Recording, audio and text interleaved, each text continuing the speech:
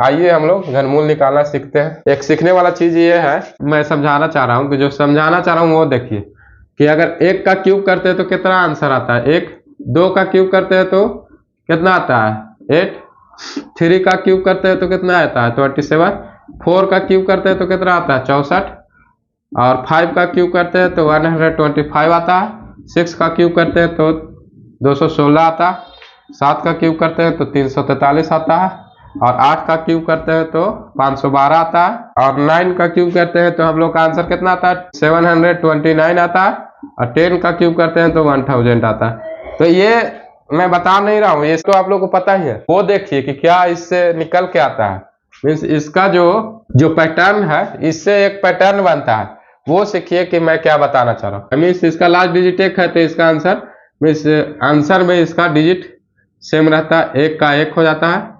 अगर 8 है, कोई संख्या के लास्ट डिजिट 8 है तो उसका आंसर में लास्ट डिजिट 2 आएगा।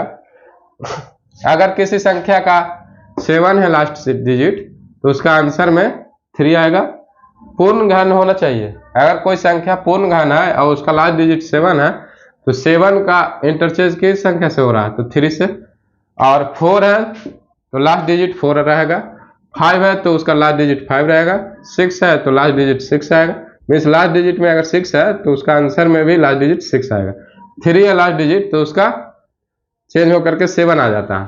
तो यहाँ पे क्या निकल के आया कि 27 है तो उसका इंटरचेंज करेंगे तो 3 आ रहा, और 3 है तो 3 का चेंज करते हैं तो 7 आता है। इससे क्या निकल के आया कि 7 का इंटरचेंज 3 आएगा और 3 का इंटरचेंज 7 आएगा। ये आपस में इंटरचेंज हो जाता है। इस ऐसे आप लिख सकते हैं कि ये दोनों आपस में इंटरचेंज हो जाता है घनमूल निकालने के समय में। और 7 हो गया।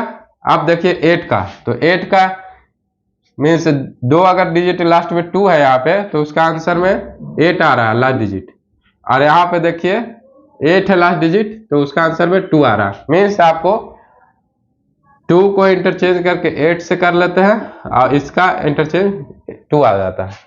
तो ये दोनों आपस में इंटरचेंज हो रहा है घनमूल निकालते समय। मीन्स क्यूब रूट अगर आप निकाल रहे हैं किसी संख्या का तो उसका लास्ट डिजिट से आप लोग आंसर छाट सकते हैं ऑप्शन से। ऑप्शन में अगर ऐसा छाटने लायक हो तो आप आंसर छाट करके और सेकंड में आंसर ला देंगे, आंसर मार के निकल जाएंगे प्रश्न पे। ये हो गया। अब 9 है तो 9 का तो 9 रह गया, 0 है तो 0 रह गया। मीन्स इसमें क्या निकल के आया, इतने सब समझाने का मेरा मुख्य जो तात्पर्य था, इसमें एक पैटर्न बन रहा है जिसमें 3 का इंटरचेंज 2 का इंटरचेंज 8 है और 3 का इंटरचेंज 7 है। ये दोनों को आपस में घनमूल निकालते समय इंटरचेंज हो जाता है लास्ट डिजिट, और बाकी जो लास्ट डिजिट अगर कोई संख्या है बाकी सब क्या है सेम रह जाता है। निचोड़ ये है लास्ट डिजिट का कॉन्सेप्ट, ये हो गया। ये लास्ट डिजिट का कॉन्सेप्ट है कि 7 रहेगा लास्ट डिजिट तो 3 आएगा घनमूल में आंसर में, और 2 रहेगा लास्ट डिजिट तो उसका आंसर में 8 आएगा, और 8 रहेगा लास्ट डिजिट तो 2 आएगा, और 3 रहेगा लास्ट डिजिट तो 7 आएगा। और बाकी कोई भी संख्या मीन्स कोई भी अंक लास्ट डिजिट रहे तो उसका सेम रह जाता है। जैसे 4 है तो 4 का 4 रह गया, 5 है तो 5 रह गया, 1 है तो 1 रह गया, और 2 है तो ये दोनों का तो इंटरचेंज है, 6 है तो 6 रह गया, और 9 है तो 9 रह गया, 0 है तो 0 रह गया। 4 डिजिट आप लोग को ध्यान रखना, 2, 3, 7, 8, ये 4 डिजिट का इंटरचेंज होता है। और इंटरचेंज में भी कुछ नहीं याद करना है, सिर्फ 2 डिजिट याद करना है। 2 और 3 को, 2 को इंटरचेंज 8 से और 3 का इंटरचेंज 7 से होता है। ध्यान रखना, याद करने का क्या जरूरत है, ये तो आप लोग ध्यान रखने वाली चीज है। जैसे 8 का क्यूब 2 का क्यूब 8 आता है तो ये तो आप जान ही रहे हैं, और 3 का क्यूब 27 आता है तो लास्ट डिजिट 7 हो गया। तो ये याद करने का भी जरूरत नहीं पड़ेगा आपको, सिर्फ खाली माइंड में एक चीज ये रखना है और बना के रखना है। तो यहाँ तक आप लोग को समझ में आ गया। ऑप्शन से भी इसमें छाट सकते हैं लास्ट डिजिट को देख करके। ये हो गया कॉन्सेप्ट। अब इसके बाद आइए हम लोग कि घनमूल निकालने का जो तरीका है, वो फर्स्ट तरीका जो है, इस फर्स्ट ट्रिक जो है कैलकुलेशन का, वो क्या होता है। तो पहले ये लिख देता हूं मैं कि 2 का इंटरचेंज 8 है और 8 का इंटरचेंज 2 है, और वैसे ही 3 का इंटरचेंज 7 है और 7 का इंटरचेंज 3 है, और बाकी सब सेम। यहाँ पे और भी लिख देता हूं मैं कि बाकी सब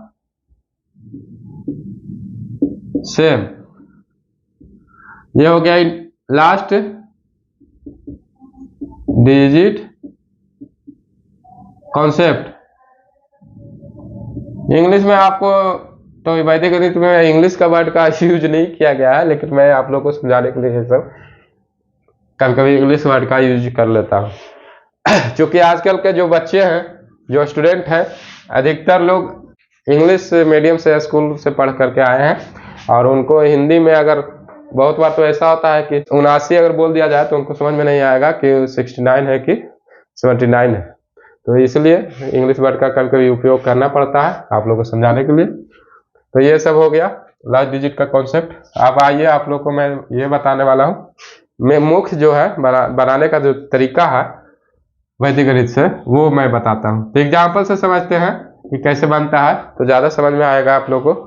तो एक एग्जाम्पल ले लीजिए, जैसे क्यूब रूट निकालना हो, इस संख्या को घनमूल निकालना हो, तो आपको अगर वैदिक गणित से मदद से करते हैं तो कितना फास्ट आता है ये कैलकुलेशन, और कितना फास्ट आंसर आता है जो देखिए। क्या करते हैं कि लास्ट डिजिट का कॉन्सेप्ट तो आप लोग को समझ में आ गया कि क्या होता है। 3 अंक का समूह बनाते हैं, जितने समूह होगा उतना आंसर आएगा। अब देखिए कि लास्ट डिजिट का कॉन्सेप्ट से, इसका लास्ट डिजिट 8 है तो इसका लास्ट डिजिट का जो ये 3 अंक का है तो उसका 1 अंक आएगा। लास्ट डिजिट क्या आएगा, 8 का 2 का इंटरचेंज होता है ना, 8 से क्या है 8 है तो उसका इंटरचेंज 2 आया, तो लास्ट डिजिट हो गया। अब फर्स्ट डिजिट में आते हैं। फर्स्ट डिजिट में कैसे होगा, फर्स्ट पेयर को देखते हैं कि किस संख्या के क्यूब के नजदीक है, मैं किस संख्या के क्यूब इससे लग रहा है। तो इसमें क्या हो गया, अगर 6 का क्यूब करते हैं हम लोग तो कितना जाए 216 आएगा। अगर 7 का क्यूब करते हैं तो 343 आता है। तो ये तो ज्यादा हो जाएगा, तो ये तो होगा नहीं, तो इसका क्या होगा 6 होगा। 6 लेंगे हम लोग यहाँ पे, तो 6 हो गया फर्स्ट डिजिट। तो ये आ गया मेरा इसका आंसर, फर्स्ट डिजिट का आंसर क्या आ गया 6, और लास्ट डिजिट का आंसर में घनमूल में 2 आ गया। तो यही हमारा आंसर आ गया। निकालने का तरीका तो आप लोग को समझ में आ गया होगा। इसमें कुछ किए हम लोग, कुछ नहीं, लास्ट डिजिट का कॉन्सेप्ट से इसको चेंज कर देते हैं। अगर 8 है तो 8 का 2 हो जाएगा। अगर यहाँ पे 7 रहता तो क्या करते, 3 आ जाता। 7 का जो पूर्ण घन है उसी का घनमूल इस विधि से हम लोग निकाल रहे हैं ना। तो लास्ट डिजिट के कॉन्सेप्ट से हम लोग 8 का 2 आ गया, और ये बाकी जो पेयर हो गया उसको देख लेते हैं किस संख्या के नजदीक है, किस संख्या के क्यूब के नजदीक है, तो 6 का, तो 6 आ गया, ये आंसर आ गया हम लोग का। तो यहाँ समझने वाला बात यही है, और इससे आप लोग को समझ में आ गया होगा। अगर समझ में नहीं आया तो कोई बात नहीं, आइए दूसरे एग्जाम्पल से समझते हैं, उसमें आप लोग का जो कॉन्सेप्ट है वो भी क्लियर हो जाएगा। मान लिया इस संख्या को आपको कहीं पे क्यूब निकालना रहे, तो कैसे निकाल लेंगे, तो विलोकनम विधि से हम लोग इसको पेयर पहले बनाएंगे और इसको देखेंगे। तो 3 अंक का समूह का एक पेयर बनाते हैं, 3 अंकों का समूह बनाते हैं। तो लास्ट डिजिट क्या है 8 है, तो 8 का इंटरचेंज क्या आता है 2, तो लास्ट डिजिट तो हम लोग का आ गया। अब फर्स्ट डिजिट निकालने के लिए इस संख्या को देखते हैं फर्स्ट पेयर। फर्स्ट पेयर तो हो चाहे नहीं हो, जो बचेगा रेस्ट जो बच गया संख्या उसको हम लोग को देखना पड़ता है। तो 74 का किस संख्या के क्यूब का नजदीक है, तो 6 का क्यूब करेंगे तो बहुत ज्यादा हो जाएगा, छोड़िए। 4 का क्यूब करेंगे तो 4 को 64, 5 का क्यूब करेंगे तो 125 होता है, तो 125 में ज्यादा हो जाएगा, तो 4 का क्यूब वो इसमें होगा, 4 का क्यूब के नजदीक हो गया, तो 4 है इसका आंसर। इससे आ गया 4, तो क्या आंसर क्या आया 42। कुछ किए इसमें, कुछ नहीं किए, समझाने के लिए मैं यहाँ पे लिख रहा हूँ कि जैसे 74 को अगर हम लोग करेंगे तो क्या होगा, 4 का क्यूब लेंगे तो कितना आएगा 64 आएगा, 5 का क्यूब ले लेंगे तो कितना आएगा 125 आएगा। तो ये तो होगा नहीं क्योंकि ये ज्यादा हो रहा, तो उससे लगने वाला या उससे कम जो लेंगे वही ना लेंगे। तो 64 कम है उससे, तो कम है किस संख्या के क्यूब है तो 4, तो 4 यहाँ पे ले लीजिए। समझ में आ गया। आप लोग को ऐसा भी लग रहा हो कि ये तरीका मैं जानता हूँ, तो ये कहाँ से सीखे आप लोग, कहीं ना कहीं से कोई सिखाए होंगे, कोई टीचर आपको, तो उसमें ये नहीं बताए होंगे कि ये तरीका वैदिक गणित से लिया गया है।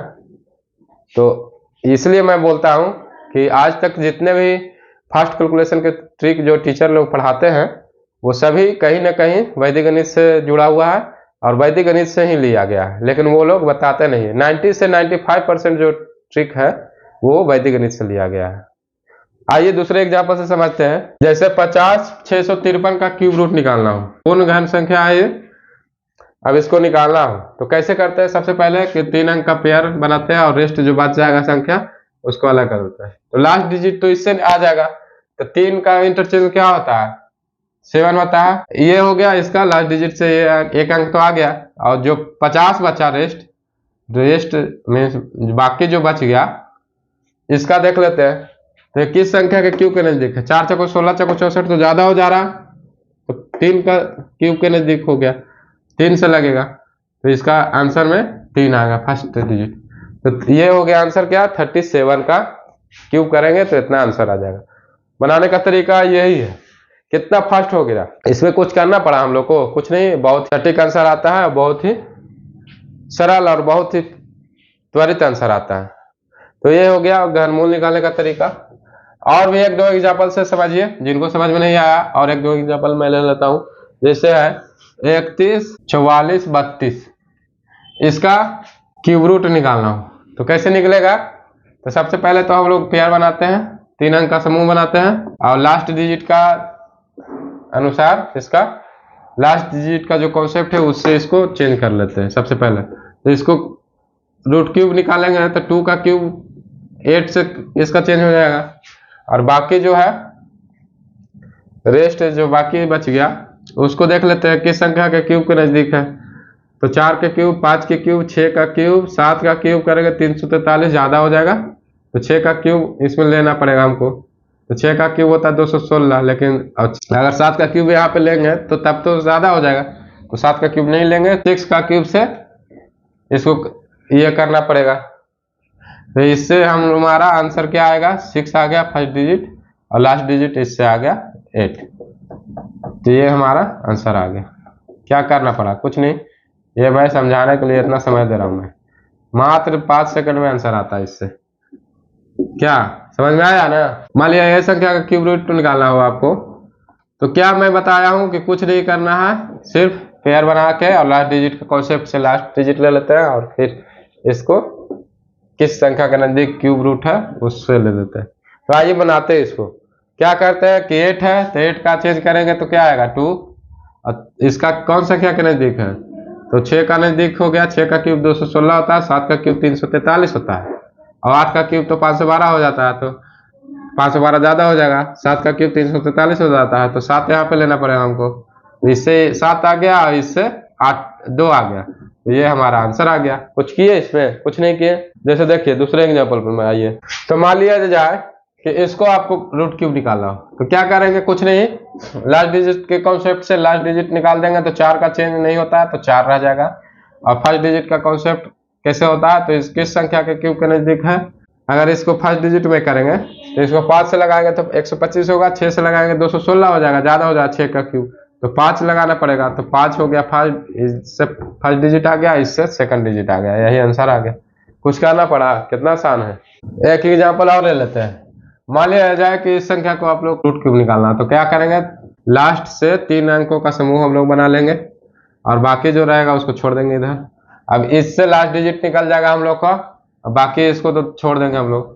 तो क्या होगा? 6 का इंटरचेंज क्या आता है? 6 रहता है, बाकी 6 का तो कोई चेंज नहीं होता है, बाकी सब सेम रहता है। तो इससे 6 आ गया, और 4 है, तो 4 का किस संख्या का क्यूब लगेगा? तो 1 से लगाएंगे तो 1 का क्यूब 1 आता है, 2 का क्यूब 8 हो जाता है, तो 8 इससे ज्यादा हो जाएगा, तो 1 का क्यूब ही लेना पड़ेगा हम लोग का, तो एक आंसर यहाँ पे आ गया। तो यही हम लोग का आंसर क्या आ जाएगा फाइनल? तो 16 आंसर आ गया।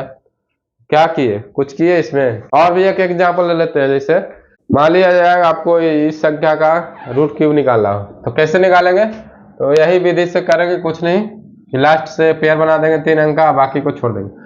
तो लास्ट डिजिट को इससे, तो लास्ट डिजिट क्या आएगा? 6 का 6 आता है, इससे ये निकल गया लास्ट डिजिट, और बाकी जो 46 है इसको क्या करेंगे? किस संख्या के नजदीक है? किस संख्या का क्यूब इससे लगेगा? तो 4 से लगाएंगे, 4 चौको 16 चौको 64 ज्यादा हो जाएगा, तो 3 से लगाना पड़ेगा, तो 3 3 9 27 होता है, तो 4 से तो ज्यादा हो जाएगा, तो 3 से 27 आ रहा है, तो 3 से लगेगा, तो यही है मेरा आंसर आ गया। कुछ किए इसमें? 5 सेकंड का मात्र ये कैलकुलेशन है, 5 सेकंड में आंसर आप ले लाएंगे। मेरा कहने का तात्पर्य यही है कि आज तक जो भी टीचर आप लोग को फर्स्ट ट्रिक बताते आए हैं कैलकुलेशन करने का, वो सभी कहीं ना कहीं वैदिक गणित से जुड़ा हुआ है। और वो 90% से 95%, मैं तो कहता हूँ 99% जो भी ट्रिक फर्स्ट कैलकुलेशन का है वो वैदिक गणित से लिया गया है। और वही टीचर लोग आप लोग को पढ़ाते हैं, एक्का दुक्का बीस जो भी ट्रिक पढ़ा रहे हैं एक दो वो वैदिक गणित से बता रहे हैं। तो मैं ये कहना चाहता हूँ कि अगर आप लोग फास्ट कैलकुलेशन करना सीखना ही चाहते हैं तो वैदिक गणित का फुल कोर्स जो मैं पढ़ा रहा हूँ वो आप लोग क्यों नहीं एक बार देख लेते हैं पूरा से पूरा। अगर पूरा कोर्स आप लोग देख लेंगे तो फिर आप लोग को एक दो एक्का दुक्का जो ट्रिक बताते हैं टीचर लोग वो सीखने का जरूरत नहीं पड़ेगा। आप फुल वैदिक गणित ही क्यों नहीं सीख लेते हैं। तो आप एक बार फुल कोर्स वैदिक गणित का कर लीजिएगा तो आपको अलग से ट्रिक पढ़ने का कोई जरूरत नहीं पड़ेगा। मीन्स फास्ट कैलकुलेशन करने के लिए अलग से कोई ट्रिक नहीं पढ़ना पड़ेगा। तो ये हो गया, हम लोग घनमूल सीख गए आज। अगले वीडियो में हम लोग भाग निकालना सीखेंगे। भाग निकालना मैं नहीं अभी तक बताया हूँ, तो अगले वीडियो में हम लोग भाग निकालना सीखेंगे वैदिक गणित की मदद से। तो चलिए वीडियो को समाप्त करते हैं और आप सभी से यही उम्मीद करता हूँ कि वीडियो अच्छा लगा हो तो लाइक जरूर कर दें, और ऐसा लगा हो कि यह जो जानकारी है वो और लोगों के बीच जाना चाहिए तो वीडियो को जरूर शेयर कर दें। चलिए मिलते हैं नेक्स्ट वीडियो में। जय हिंद, जय भारत।